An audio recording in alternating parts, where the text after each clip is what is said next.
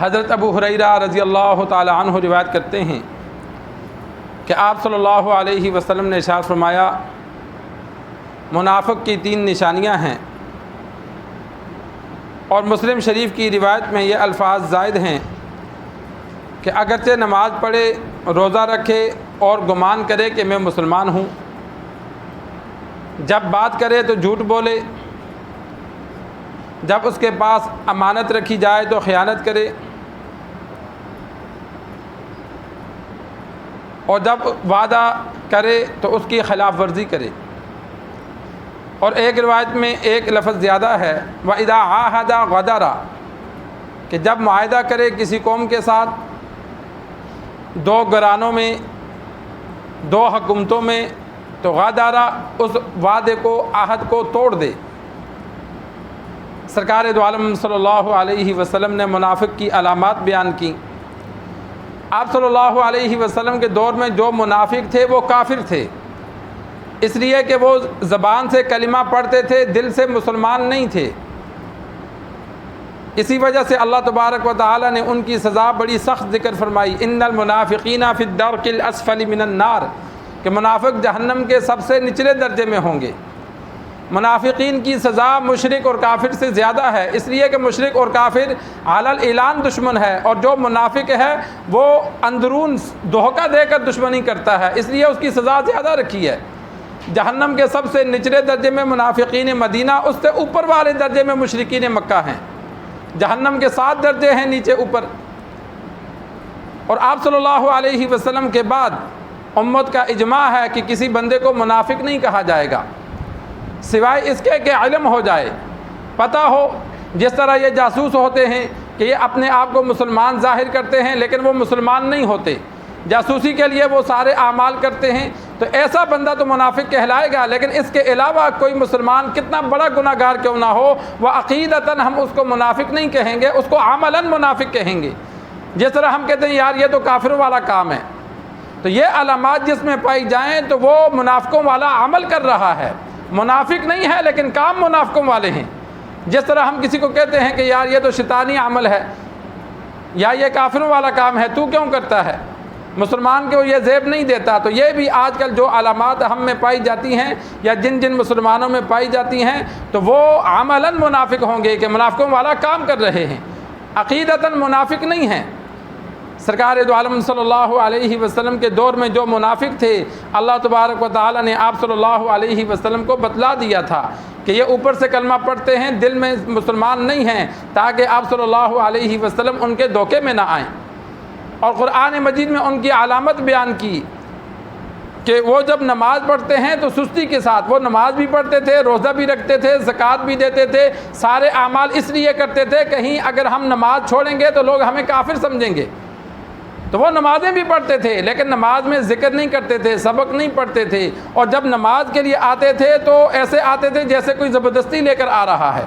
صحابہ خوشی سے آتے تھے، لیکن کافر بندہ وہ تو مجبوراً اپنے آپ کو دکھلانے کے لیے اوپر نیچے ہوتا تھا۔ اسی وجہ سے اللہ تبارک و تعالی نے فرمایا وَلَا يَأْتُونَ الصَّلَاةَ إِلَّا وَهُمْ كُسَالَىٰ، کہ وہ سستی کے ساتھ کھڑے ہو کے نماز پڑھتے تھے۔ تو 3 نشانیاں اس حدیث میں آپ صلی اللہ علیہ وسلم نے بیان فرمائیں کہ بات بات پہ جھوٹ بولتا ہے، جب بات کرتا ہے تو جھوٹ بولتا ہے، جھوٹ بولنا کبیرہ گناہ ہے، جھوٹ سے انسان بچے۔ آپ صلی اللہ علیہ وسلم سے ایک بار پوچھا گیا مومن بخیل ہو سکتا ہے؟ فرمایا ہاں۔ پوچھا مومن بزدل ہو سکتا ہے؟ فرمایا ہاں۔ پوچھا کہ مومن جھوٹا ہو سکتا ہے؟ آپ صلی اللہ علیہ وسلم نے فرمایا نہیں، کہ مومن ہو اور جھوٹ بولے ایسا نہیں ہو سکتا۔ جب انسان جھوٹ بولتا ہے تو آپ صلی اللہ علیہ وسلم نے فرمایا کہ جو رحمت کے فرشتے اس کے ساتھ ہوتے ہیں، حفاظت والے فرشتے اس کے ساتھ ہوتے ہیں، جھوٹ بولنے کی وجہ سے منہ سے ایسی بو آتی ہے کہ وہ کئی میل دور چلے جاتے ہیں کہ اس بو کی وجہ سے۔ تو بعض لوگوں کی عادت بنی ہوتی ہے کہ بلا وجہ چھوڑنے کی، جھوٹ بولنے کی، انتہائی مجبوری ہو، جہاں انسان سچ بولے تو بڑا نقصان ہے، جھوٹ بولے تو کم نقصان ہے، تو وہاں بعض جگہ شریعت نے اجازت دی ہے جھوٹ بولنے کی، لیکن وہاں بھی اجازت اس لیے نہیں دی کہ جھوٹ بولنا ثواب ہے، وہاں اس لیے اجازت دی کہ 2 بڑے گناہ سامنے آ رہے ہیں، 2 بڑے نقصان ہیں، ان میں سے چھوٹے کو اختیار کرو، بڑے کو چھوڑ دو۔ مثال کے طور پر ایک بندہ کوئی ایسی غلطی کر بیٹھا کہ اگر بیوی کو سچ بتاتا ہے تو بیوی طلاق لے لے گی، یہ فائنل ہے کہ بیوی نے نہیں رہنا، اس نے طلاق لے لینی ہے، تو اب ایسی صورت میں بیوی کے آگے جھوٹ بولے، شریعت نے اجازت دی، لیکن یہ اجازت نہیں دی کہ بیوی کے آگے روزانہ ہر بات پہ ہی جھوٹ بولے۔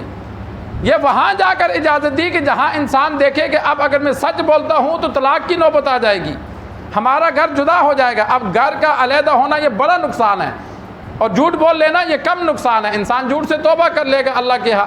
تو ایسی جگہ جہاں انسان پھنس جائے یا دو مسلمانوں میں صلح کروانی ہے، وہاں اجازت دی ہے۔ دو بھائی لڑ پڑے، دو پڑوسی لڑ پڑے، تو اب ایک دوسرے کو گالیاں دیتا ہے، لیکن اس کو جا کے کہتا ہے یار وہ تو کہتا ہے کہ یہ بہت اچھا ہے، مجھ سے غلطی ہو گئی، حالانکہ وہ ایسا نہیں کہتا۔ اس کے دل کو نرم کرنے کے لیے کہ یار وہ تو تجھے اچھا کہتا ہے مجھ سے غلطی ہو گئی، دوسرے کے پاس جا کر کہتا ہے کہ وہ، تاکہ دونوں کے دل نرم ہو اور آپس میں صلح ہو جائے۔ تو یہ صلح کروانے کے لیے جھوٹ بولنا بسا اوقات شریعت نے اس کی اجازت دی، لیکن عام حالات میں اجازت نہیں ہے۔ تو انسان کوشش کرے کہ زبان سے جھوٹ نہ بولے، رمضان المبارک کا مہینہ ہے، سچے دل سے توبہ کرے۔ امانتیں آپ صلی اللہ علیہ وسلم کے دور میں اور بعد کے دور میں رکھی جاتی تھیں۔